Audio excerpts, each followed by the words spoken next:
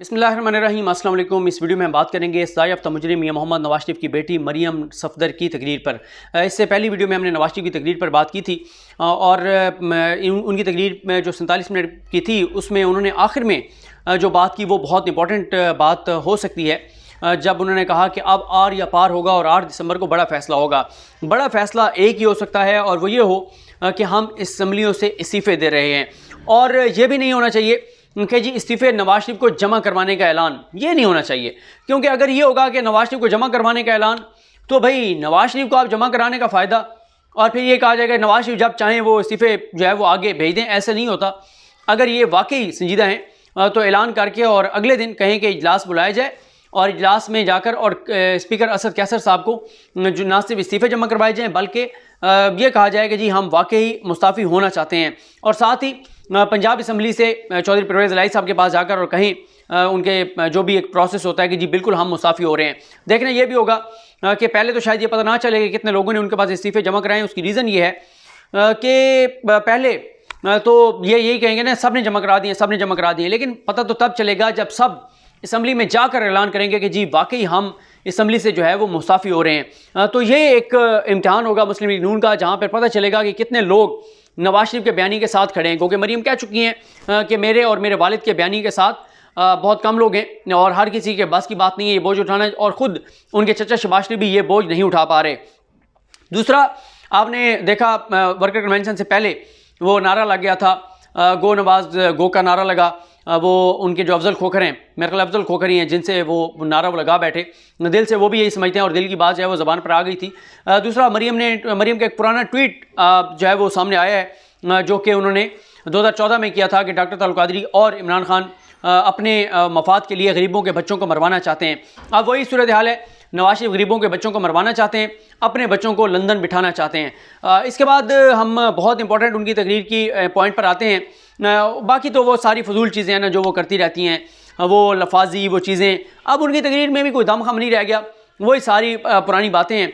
लेकिन वो जैसे मिसाल के तौर पे अकामे वाली वो बात कर रही थी, वो अब सारी कौम को पता है अकामे वाली बात, भाई आप क्या अकामे वाली बात कर रही हैं, सबको पता है। जिन्होंने वो केस पनामा वाला कमरे अदालत में खड़े होकर सुना था उनसे पूछें, और या आप वो फैसला पढ़ लें, आपको पता चल जाएगा कि अकामे पे नायली हुई या किस चीज़ पर हुई और किस वजह से हुई, ये सारी चीज़ें आपके सामने आ जाएंगी।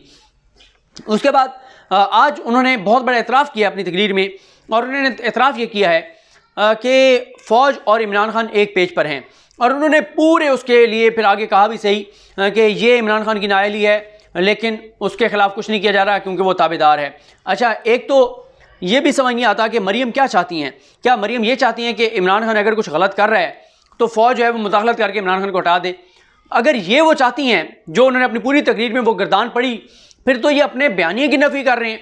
ये तो ये कहते हैं कि फ़ौज की मुदाखलत ख़त्म होनी चाहिए एग्जेक्टिव के मामलात में, हुकूमत के मामलात में, सिविल हुकूमत के मामलात में, मुंतखब क़यादत के मामलात में फ़ौज की मुदाखलत जो है वो बंद होनी चाहिए। दूसरी तरफ ये कहती हैं कि ये चीज़ें हो रही हैं और फ़ौज मुदाखलत नहीं कर रही।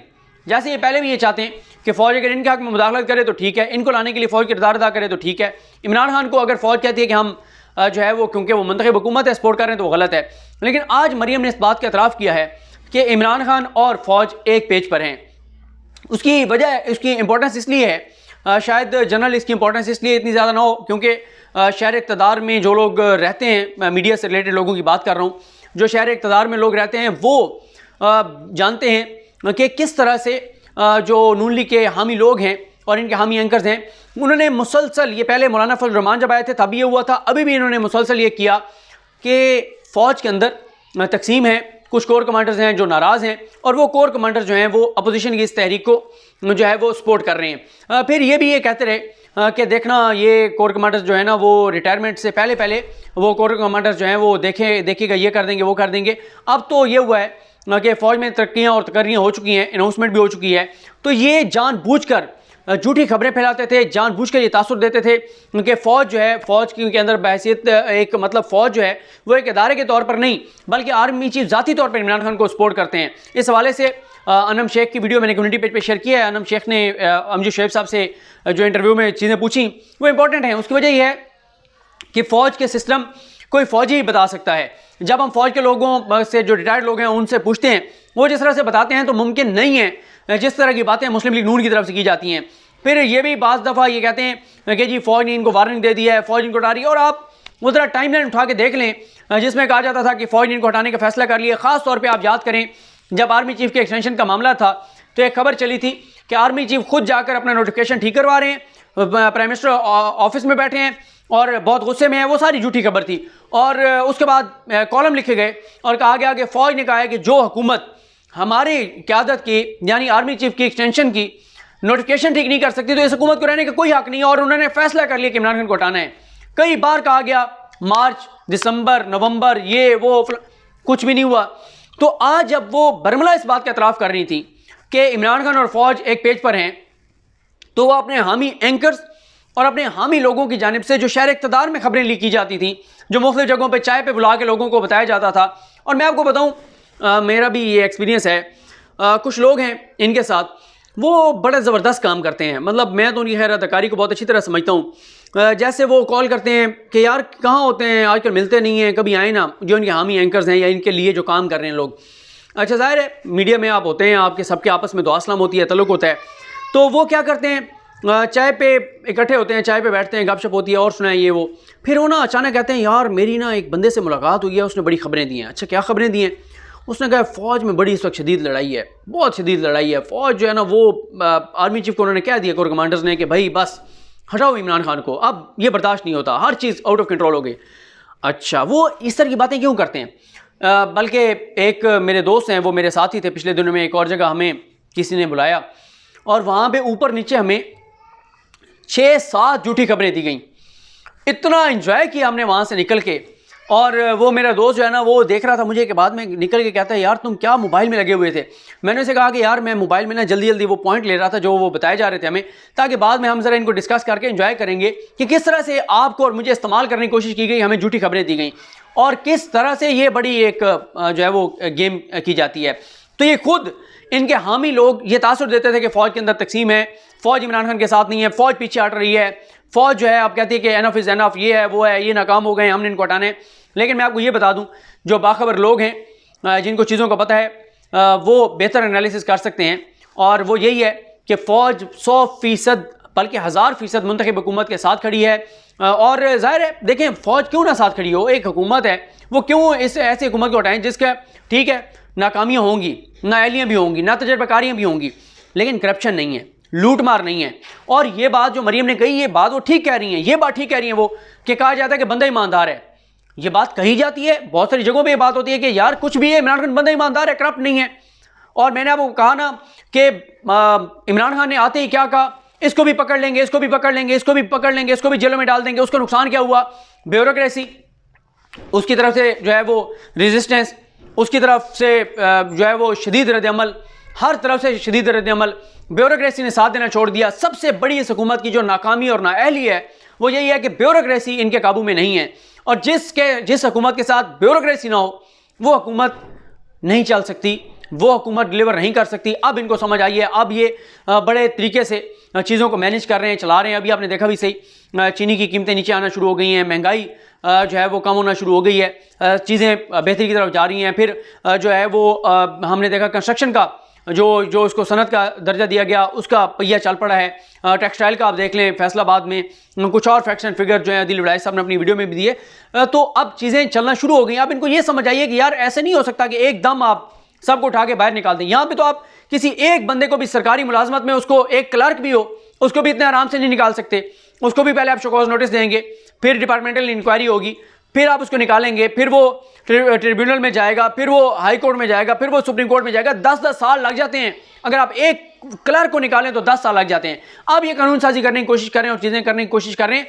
तो मरियम ने आज ये इस बात का एतराफ़ कर लिया है, खुल के उन्होंने सारी गर्दान यही पड़ी कि ये चीज़ें हैं, लेकिन फ़ौज इसके साथ है, फ़ौज इसके साथ है, कोई कुछ नहीं कर रहा कि बंदा ताबेदार है, बंदा ताबेदार है भाई। और एक जगह पर उन्होंने कहा, क्योंकि कहा जाता है बंदा ईमानदार है, एक जगह पर उन्होंने कहा वही सच था। इमरान खान के बारे में यही है तासुर, बंदा ईमानदार है, ना तजर्बाकारियों की वजह से चीज़ें गलत हुई, कुछ ब्यूरोक्रेसी की वजह से हुई, माफियाज की वजह से हुई, अपनी टीम की नाअहली की वजह से हुई। लेकिन खुद उनके बारे में, जो इमरान खान के बारे में, वो यही है कि इमरान खान ईमानदार है और इमरान खान डिलीवर करने की कोशिश कर रहा है, चीज़ों को बेहतर करने की कोशिश कर रहा है और चीज़ें जो है अब हम नज़र आ रही हैं कि चीज़ें बेहतरी की तरफ जो है वो जाना शुरू हो गई हैं। तो बहरहाल देखते हैं कि मामलात किस तरह से आगे बढ़ते हैं। फिर मरीम ने यह भी कहा कि जी मीडिया हमारा साथ दे, और क्योंकि इससे पहले आसिफ अली जरदारी भी कह चुके हैं कि अगर मीडिया हमारा साथ देगा तो हम जब इक़्तिदार में आएंगे तो मीडिया को माला माल कर देंगे। काजी फ़ाइज़ के हवाले से उन्होंने कहा, लेकिन उन्होंने ये नहीं पता कि काजी फ़ाइज़ के जिस बात को वो हवाला दे रही हैं, काजी फ़ाइज़ के उस इल्ज़ाम को 7 जजेस मुस्तरद कर चुके हैं। जो काजी फ़ाइज़ ने यह कहा था कि मेरे खिलाफ रेफरेंस जो है वो बदनीयती पे मबनी है, बदनीयत के तहत दायर किया गया था क्योंकि मैंने फैसलाबाद धरने केस का फैसला दिया था। सुप्रीम कोर्ट के 7 जजेस ये लिख चुके हैं कि कोई बदनीयती नहीं थी, जो बदनीयती काजी फ़ाइज़ से कह रहे हैं उसके हवाले से वो सबूत नहीं दे सके। और मरियम का तो तारीफ़ करना बनता है काजी फ़ाइज़ साहब का, क्योंकि शरीफ ख़ानदान के लिए जो हुदैबिया केस था वो इनके लिए जो है वो इतना ख़तरनाक था। अगर वो केस खुल जाता तो सारियाँ मामियाँ, चाचियाँ, फूफियाँ, ताइयाँ सारे जो हैं वो अंदर होते। तो वो बहरहाल ऑन मेरिट हुआ या एहसान हुआ, टेक्निकल बुनियादों पर हुआ या जैसे भी हुआ। और मरियम आज कह रही थी आज़ादी इज़हार राय का गला घोंटा जा रहा है, नवाज शरीफ की तकरीरें नहीं दिखाने देते। तो भाई वो काजी फ़ाइज़ साहब ने भी हुदैबिया केस में ऑर्डर कर दिया था कि खबरदार जो मीडिया ने इस पर कोई एनालिसिस किया, को बात की, क्योंकि उन्हें भी शायद पता था काजी फ़ाइज़ साहब को, वो पहले तय कर चुके थे कि उन्होंने इस केस को बंद करना है और उन्हें पता था कि इस केस को जब बंद करेंगे तो तनकीद होगी। मीर शकील रहमान के हक़ में मरियम ने बातें की, जियो के खिलाफ उन्होंने बातें की। आज कुछ उन्होंने कहा जियो भी आजकल हमारे खिलाफ है, मुझे पता है कि वो क्यों खिलाफ है, कहाँ से फ़ोन आता है। ये मैं आपको बता दूं कि जियो के ही एक अहम एंकर ने कुछ रोज़ पहले मरियम से मुलाकात की और मरियम से मुलाकात में उन्होंने जो बहुत सारी बातें की, उनमें से 2 बातें ये थी। एक, उन्होंने यही कहा कि जियो इस वक्त मैनेज हो चुका है, जियो फ़ौज के आगे लेट गया है, फ़ौज की जानिब से जियो की इंस्ट्रक्शंस आती हैं, इसलिए जियो जो है वो ठीक तरह से आपके हक़ में कंपेन नहीं कर रहा। और दूसरा, मरियम को उसी एंकर ने यह कहा कि आप जो बातें यहाँ पर बैठकर करती हैं वो तमाम बातें जनरल फैज़ तक पहुँचती हैं, DGISI तक पहुँचती हैं। तो आप अपने इर्द गिर्द लोगों को देखें, आपकी बातें यहाँ से लीक हो रही हैं, आपकी बातें कहीं और पहुँच रही हैं, DGISI तक और ISI तक पहुँच रही हैं। तो आप अपने इर्द गिर्द देखें। ये बात करके उन्होंने बेसिकली मरियम को ये बताने की कोशिश की कि आपके जो दाएँ बाएँ हैं वो आपके साथ इतने मुखलिस नहीं है जितने मैं आपके साथ मुखलिस हूँ। और साथ ही उन्होंने जियो के वो एंकर थे जिन्होंने जियो के हवाले से जो है वो काफ़ी मरियम के सामने खिलाफ बातें की।